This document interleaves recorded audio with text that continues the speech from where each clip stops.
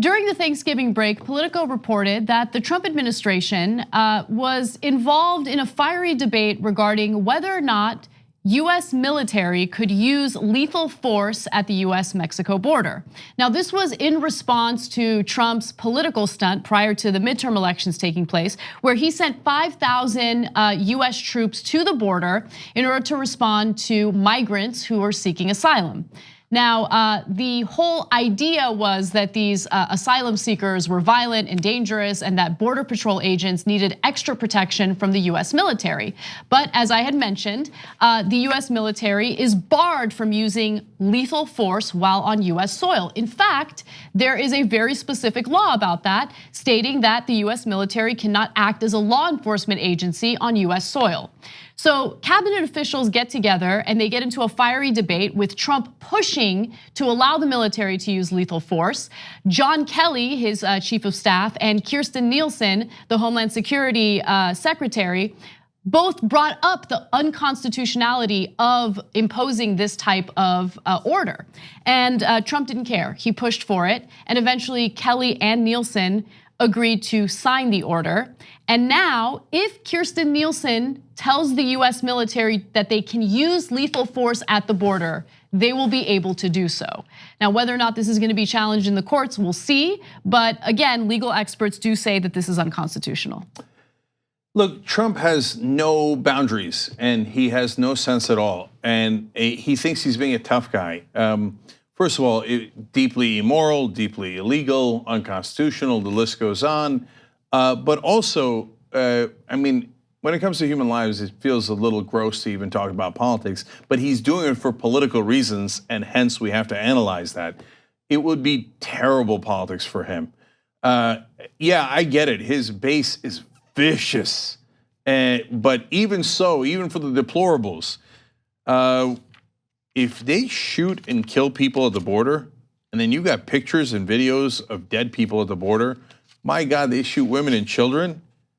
He orders the US military to shoot them. Nah, that's the end of him. I mean, people, look, and again, maybe I'm wrong and a lot of progressives will disagree with me. I just don't think the country's that evil-hearted. I think that they're afraid, a lot of conservatives are afraid of the others. Oh my God, what if a trans person walks into my bathroom and then I guess my head would explode or I would be attracted to them? I don't know what they're afraid of, right? But they're afraid of something. They're afraid of brown people. They're afraid of black people, even if they're unarmed. I get all that stuff.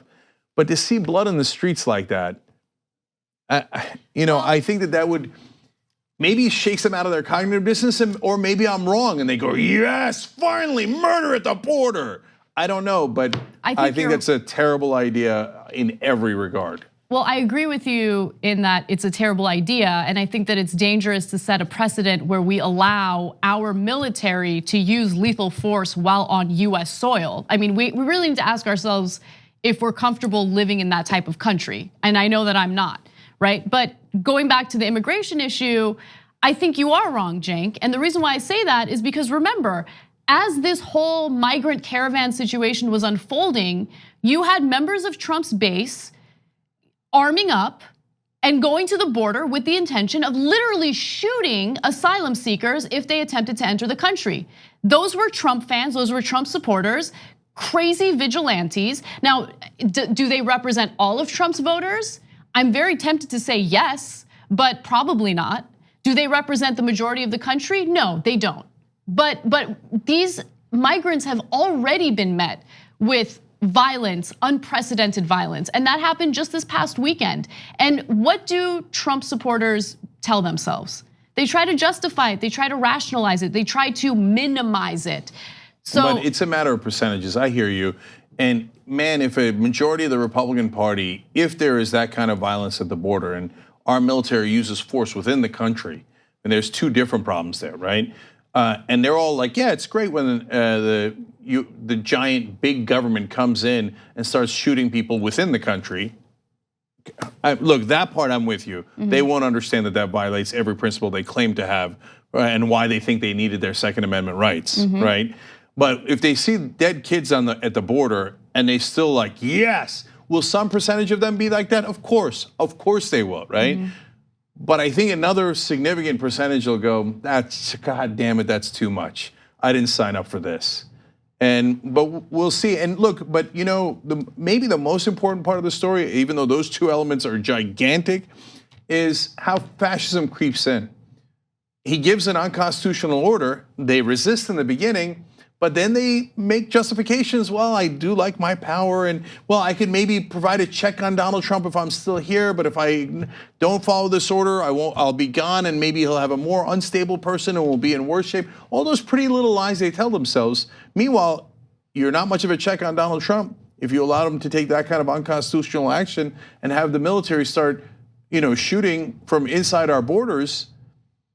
Then why were you there? I mean, that defeats the whole point of providing a check on Donald Trump. You guys aren't going to do a check on Donald Trump, okay? You're going to let him run roughshod, and once this stuff settles in, if there is not an incredible, I don't mean a public outcry, we've seen that 1,000 different times, but consequences in the voting booth, then you got to say, well, we got to get the monsters out.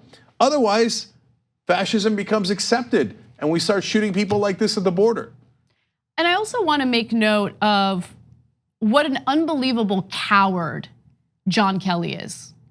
So this is a man who fought for our freedoms, fought for our Constitution, right? Big military guy, tough guy.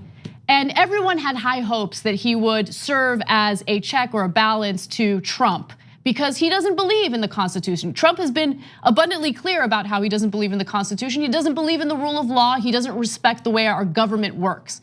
But John Kelly has not served as a check on Donald Trump. In fact, what has John Kelly really done?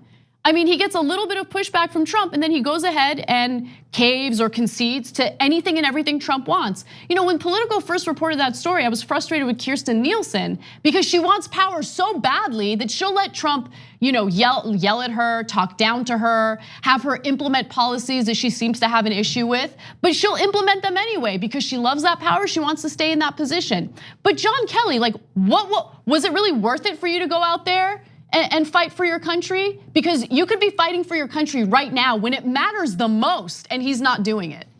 Those are tough words, and they're absolutely correct. So look, H.R. McMaster, another retired general, was the national security advisor for Bush. In another story that came out over the weekend, Bush apparently told the prime minister of Iraq, hey, we'd like your oil.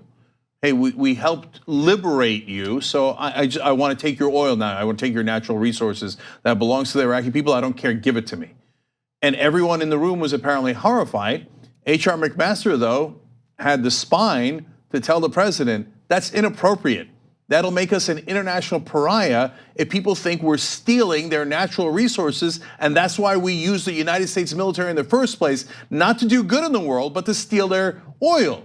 Now, look, and in the way that he phrased it was not even as harsh as I just said, but he got that point across. Now, H.R. McMaster is no longer the national security advisor because the petulant child, Donald Joffrey Trump, does not like that and will immediately fire you. But hey, at least McMaster did the right thing and put a check on him. And you know what? We didn't take Iraq's oil.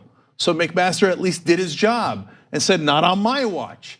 John Kelly, Kirstjen Nielsen, everyone else at the White House right now says, yes, sir, absolutely, sir, on my watch, please proceed. They'll later write books, I guarantee it. They will later write books saying, oh, all the brave things I did that you didn't see in blocking bits and pieces of Donald Trump's agenda. Well, you didn't block enough of it because here it is. I mean, if a retired general does not understand the gravity of using military troops inside the country, or understands it and signs off on it anyway, what happened on your watch? John Kelly, the reality is fascism began under your watch. On the go? Don't worry, we got you covered. You can still listen to TYT at our new podcast network. Find us on Apple Podcasts, the Google Play Store, or at tyt.com/podcast.